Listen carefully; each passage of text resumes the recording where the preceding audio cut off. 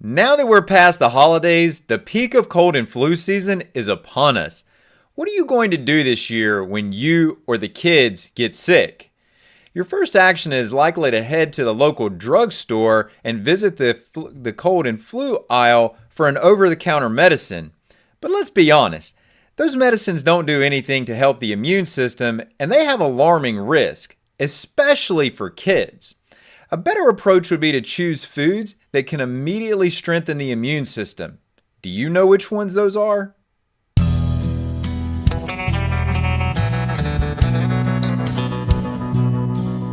If you haven't dealt with a cold or flu this year, chances are high that you will. After all, the average adult has 2 to 4 colds per year, and it's even worse for kids, 6 to 8 colds per year. These are highly contagious, and chances are you're spreading this to others or catching it from others. Do these numbers define you? Does this sound like what maybe you've been dealing with? Well, if so, animal-based foods are the intervention that you've been looking for. But before I tell you which foods to consider as a part of your diet, allow me to introduce myself. I'm Arlen Hill. I'm a health-focused regenerative rancher that helps individuals looking for better health achieve results in weeks, not months. Let's appropriately set the stage for today's conversation by highlighting the problem with over-the-counter options and why you really should be looking for an alternative. When you look at cold and flu medicines, one word that immediately comes to mind is that they're just a failure. And this is not my opinion. This has been acknowledged across many professional organizations, in many professional circles. In fact, recently, one of the core ingredients to many over-the-counter medications, known as phenylephrine, has been defined as an ineffective ingredient. Well, why is it defined as ineffective? Well, frankly, because it's no better than placebo. So that means that there would have been no difference in the outcome of you doing absolutely nothing versus taking these over-the-counter products with phenylephrine in them. Now, which products, you might ask? Well, you'll know these names like Advil, NyQuil, Sudafed, Robitussin, Tylenol, Mucinex, Benadryl, Theraflu. These are names that we've all heard. The real problem with these is that they're not only ineffective, but when mixed with other medications, which many individuals are using medications routinely, we get into what's called polypharmacy, and we can have some dangers with mixing these different medications. In addition, when you start to look at kids, and I mentioned how kids in the intro, how frequently that they develop colds and flus over a typical year, 6 to 8 times over a typical year for the average kid, many individuals, many parents often feel like turning to these over-the-counter medications as a potential option. But the FDA and CDC don't recommend giving these to kids that are less than 4 years of age. And the reason behind that is that, one, it's very easy to overdose these medications for a kid, but two, they can also have very serious and life-threatening side effects. Nothing a parent wants to subject their children to. So what ends up being the alternative many times? Well, antibiotics. But we're talking about viruses. When we're talking about colds and flus, the influenza virus, rhinoviruses for colds, and antibiotics are ineffective for viruses. They're not antivirals, they're antibacterials. And so you're potentially increasing the risk for antibiotic resistance. Well, surely with this big of a problem and really no solution at hand when you're dealing with cold and flu, there must be a better solution, right? Well, indeed there is. And this is where we want to think about both applications in a preventative context as well as acutely when someone is dealing with the immediate threat of a cold or flu. And what I want you to do is make sure you stick around to the end of the video, because I'm really going to lay out for you how to avoid this cycle of development of cold and flu on an annual basis. How to, if you're a person that is dealing with 2 to 4 bouts per year, how to get your number down. So hang with me. I need to give you some information for these when you immediately have cold or flu, but I'm going to tell you what to do preventatively on this as well. So one of the things to keep in mind that as I go through this information with you is that we want to acknowledge that generally when you're in this situation, when you're sick, you don't have a strong appetite. And you're not looking to really take in a lot of food. So that means that you have to absolutely make every bite count. Everything that you consume should be taken in with the mindset that this is going to have a positive impact on my immune system and I'm going to absolutely get a positive outcome from this. So the first thing we want to look at here is just making sure you're getting adequate protein. And when you're selecting these foods, you'll see that as I give you these foods, these are protein-oriented foods. And that's intentional because you have to prioritize protein in the diet when you're sick. Ideally, just to give you an idea of where you want to try to hit for on this or what level you're trying to achieve, you want about 1 gram per pound of body weight. So just simplistically, if you're a 150-pound individual, you want to take in 150 grams of total protein per day.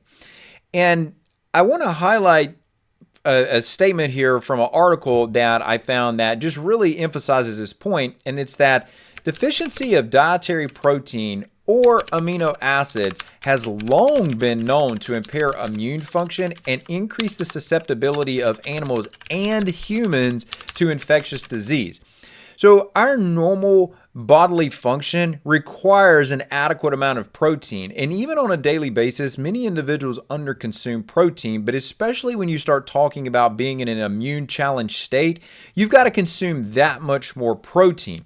And that protein, the adequate consumption of that protein, it activates the immune cells, those cells that are going to deal with immediate threats, but then those cells that also are dealing with delayed aspects, so the delayed and more adaptive aspects of the immune system.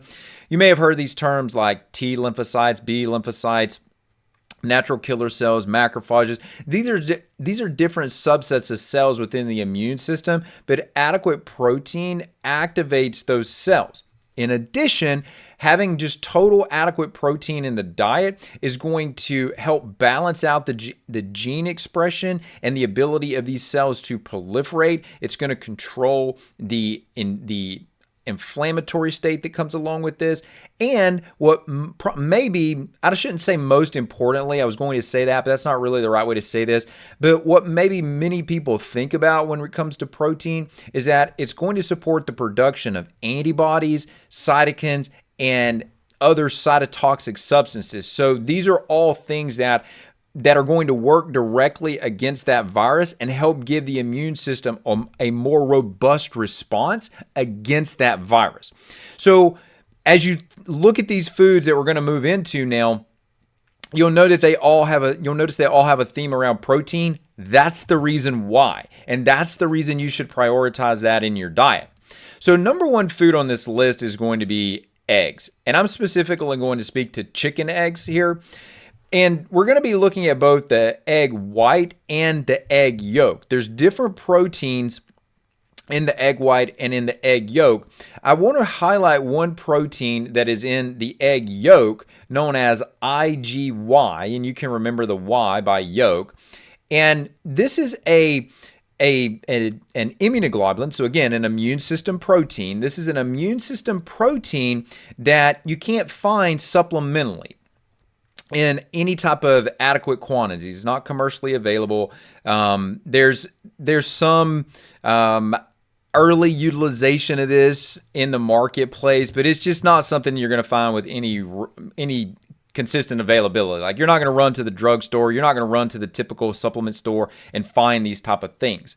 This particular IgY. But, and this is the important part, you can get it through food.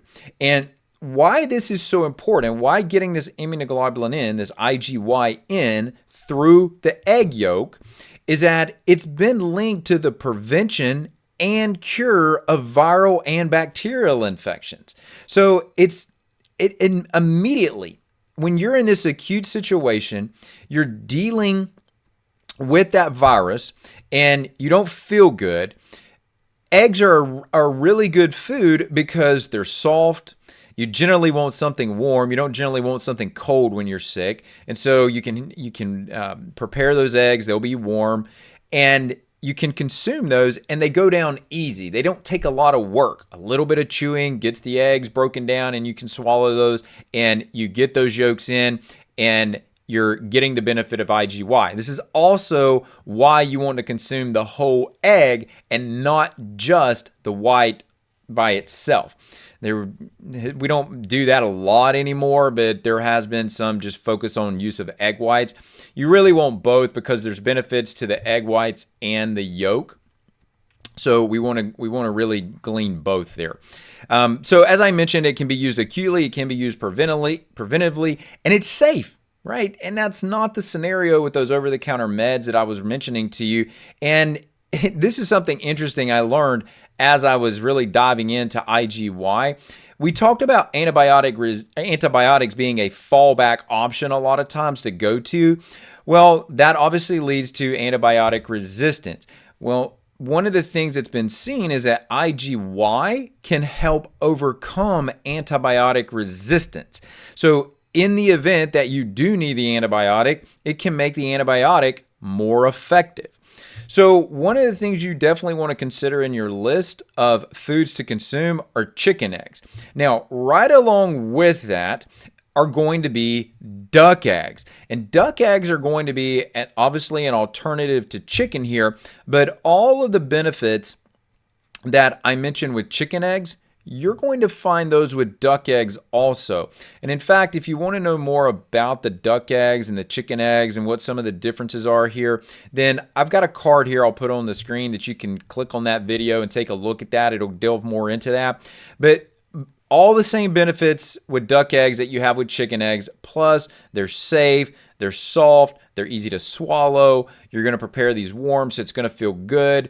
You're not consuming something cold. So this is going to be a real attribute in terms of the immune system. And think about this for a moment with both of those foods, duck and chicken eggs.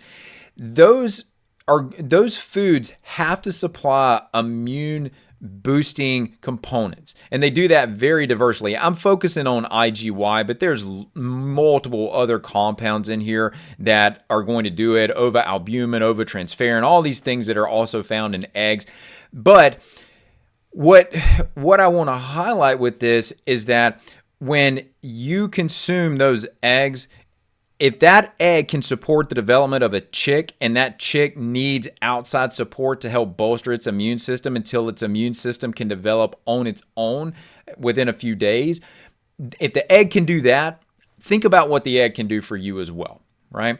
So let me ask you at this point, are you finding this information helpful? Well, if you are and you want more information like this to find out what tools and tips you can use or how you can use an animal-based diet to help support you and your family, go ahead and hit that like and subscribe button and make sure you get this information coming right to you so that you can continue to build your health.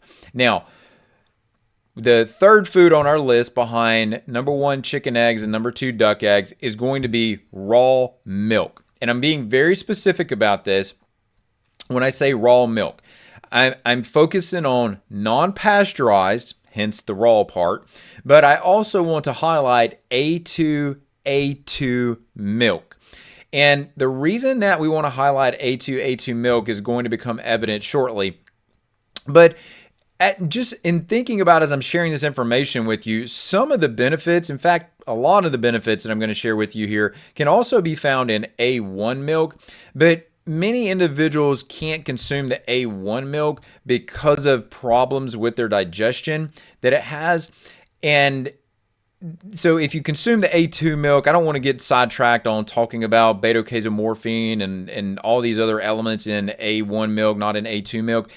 Let's just all be on the same page for the moment of raw A2 milk, non-pasteurized, right? And so what you find in here that is unique to the immune system is what are called bioactive peptides.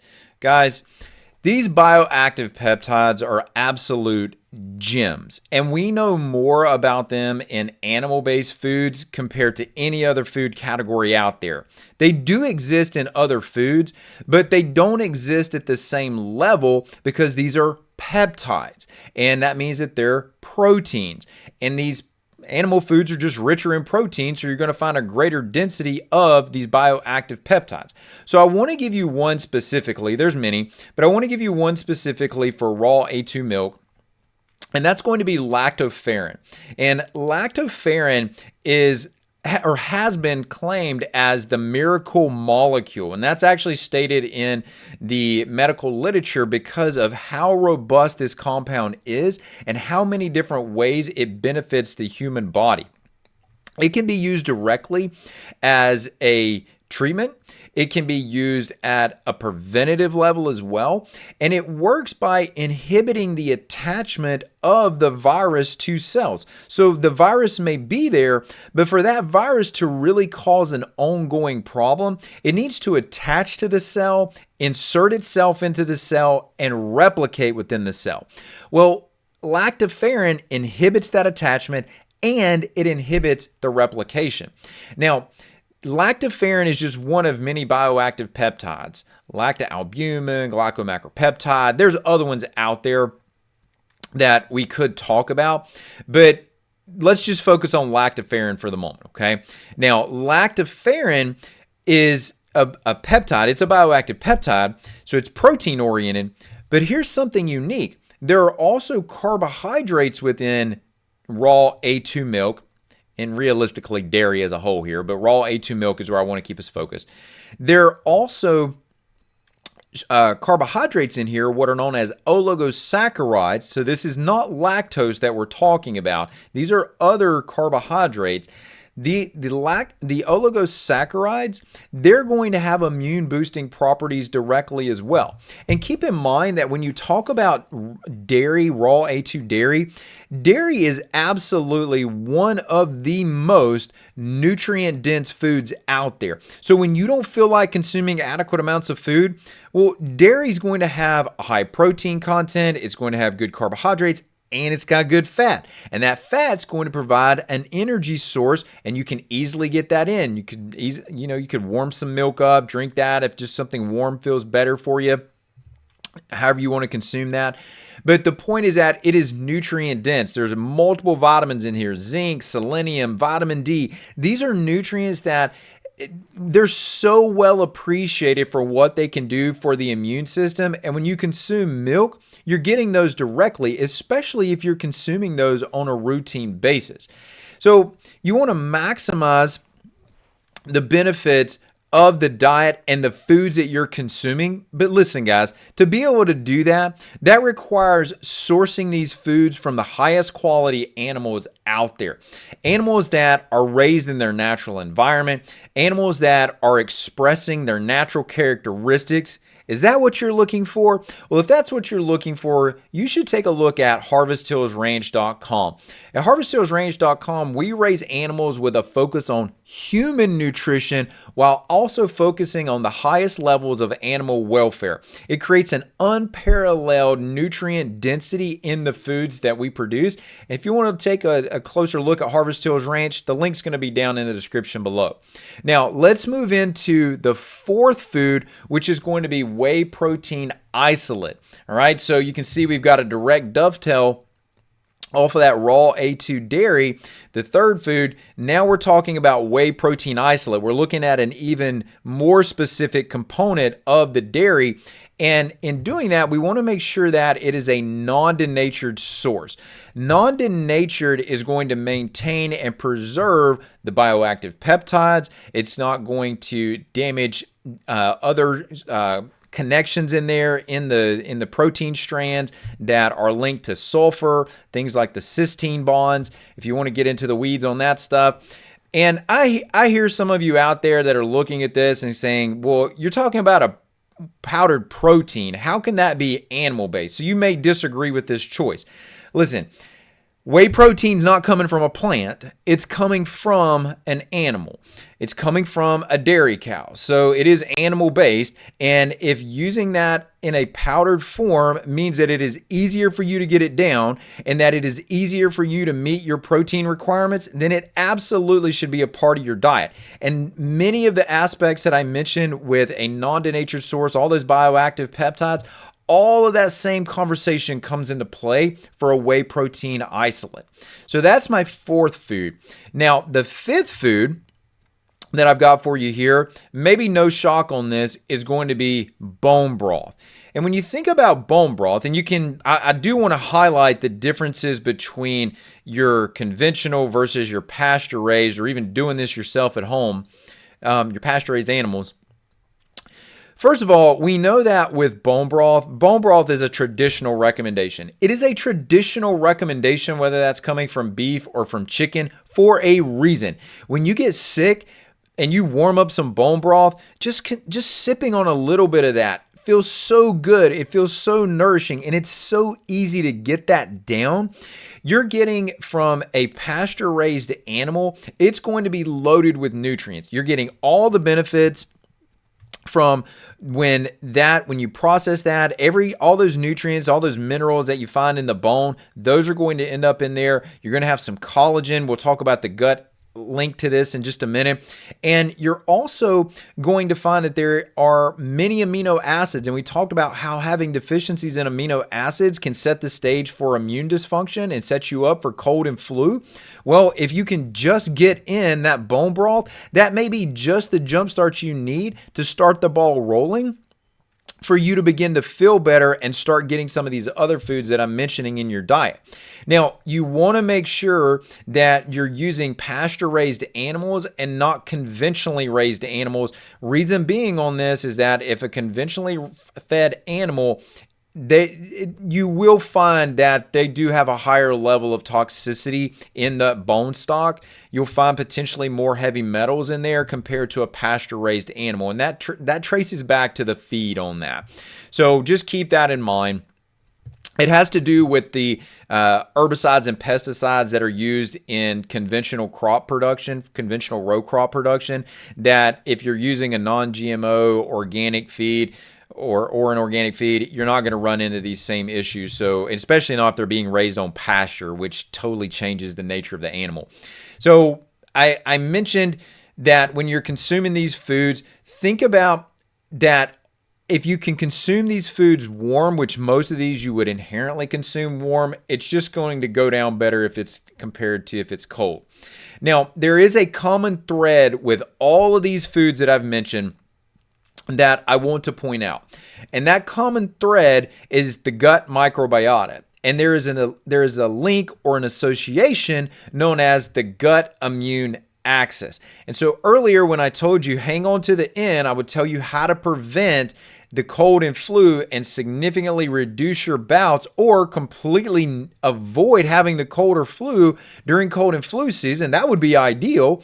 The way to do that is to nourish the gut immune axis. Every one of these foods that I have mentioned are going to stimulate the activity of the microbiota. They're providing elements that are directly beneficial to the immune system. So when you combine the availability of those unique components in these animal-based foods along with supporting the gut microbiota, you inherently have an overall more robust immune system that is going to prevent you from developing colds and flus at the outset, which is ideally what we're looking for. So if you want to better understand how these unique components in animal-based foods can unlock your health, well, here's a video where you can directly take a closer look at that.